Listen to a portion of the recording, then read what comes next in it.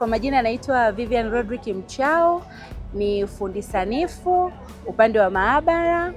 Nimeingia TANROADS mwaka 2018 nikiwa kama fundi sanifu, nikapata nafasi ya kufanya katika kitengo cha maabara kuanzia 2018.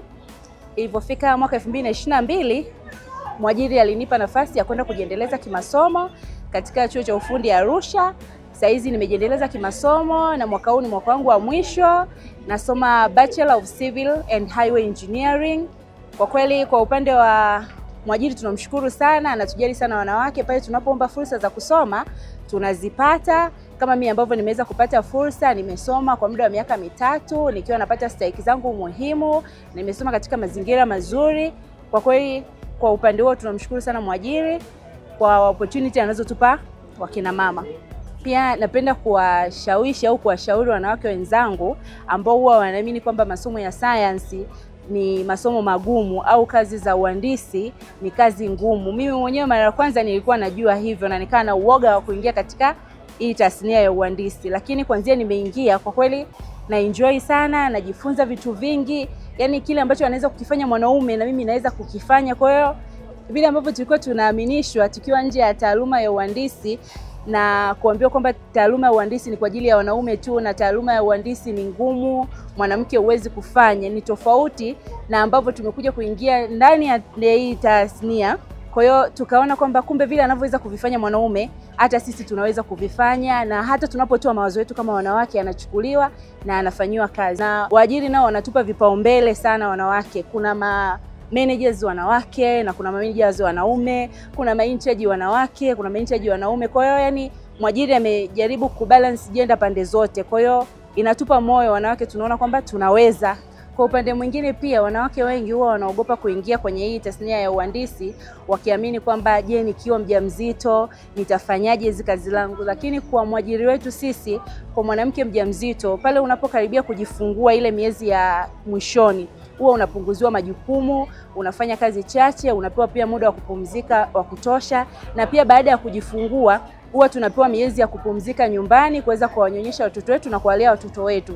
Na hata pale tunaporudi kazini huwa pia tunapewa muda maalum wa kukaa kazini na kwenda kuendelea kuangalia watoto wetu. Kwa hiyo tunakuwa tuna uwezo mzuri sana wa kubalance muda wetu wa kazini na familia. Kwa hiyo kwa kweli pia tunamshukuru sana mwajiri kwa kuona thamani yetu sisi wanawake. Katika banda letu leo, watu wakija kwenye banda letu wanaweza kupata fursa ya kujifunza kuhusiana na malighafi ambazo zinapatikana TANROADS, ambazo au tunazozifanyia tathmini katika maabara zetu za TANROADS. Tuna kokoto, tuna changarawe, pia tuna lami, na hapa tumeonyesha testi tofauti tofauti ambazo huwa zinafanyika katika maabara yetu. Kwa mfano kwa upande wa hizi kokoto, kuna testi ambazo huwa tunazifanya kwa ajili ya kuangalia ubora wa hizi kokoto. Kwa mfano tunafanya testi za kuangalia ni kiasi gani kokoto zetu zina uwezo wa kunyonya maji. Pia tunafanya testi za kuangalia size ya kokoto zetu wakati tunafanya mchanganyiko. Pia tuna changarawe hapa, ambayo huwa kuna barabara ambazo huwa ni za changarawe. Kwa hiyo huwa tunachukua zile changarawe, unakuta labda mkandarasi unaenda kuchukua material kwenye borepit fulani, unakuja unatuletea, tunakuja tunaitesti, tunaangalia uwezo wa ile changarawe yetu kuweza kutumika katika barabara ambao unaenda kuitengeneza. Pia kuna testi za alami ambazo huwa tunazifanya. Kwa mfano hii ni sample ambayo nimeichukua maabara ambao huwa tunafanya testi ya alami ambayo inaitwa Marshall test. Hii testi huwa tunaitesti ili kuweza kujua ile mix ya material ambayo mkandarasi anaenda kuitumia, strength yake ikoje na stability yake ikoje. Na pia baada ya mkandarasi kwenda kutengeneza ile barabara, huwa tunaenda tena baada ya kuitengeneza, huwa tunaenda kuchukua sample. Kuna kifaa tunakitumia kinaitwa kokata. Huwa tunaenda kukata, tunachukua, tunarudisha maabara, tunatesti kama amefanya katika ule ubora ambao sisi tulikuwa tunautaka. Hapa pia tuna testi inaitwa CBR test. Hii testi huwa tunaifanya ili kuangalia bearing capacity ya udongo.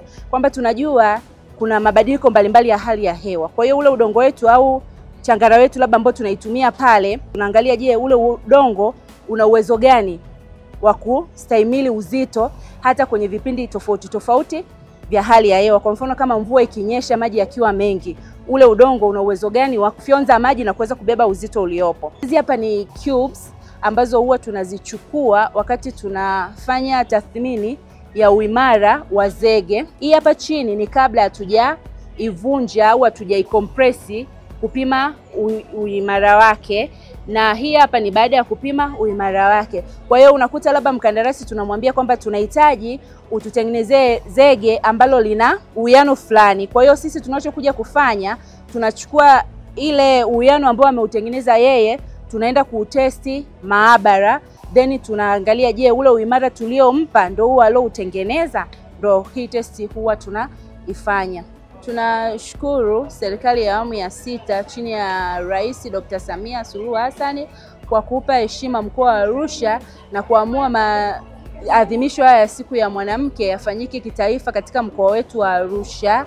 Pia napenda kumshukuru waziri wa Wizara ya Ujenzi pamoja na katibu Wizara ya Ujenzi kwa kutupa nafasi taasisi yetu kuweza pia kushiriki katika maadhimisho haya ya siku ya mwanamke.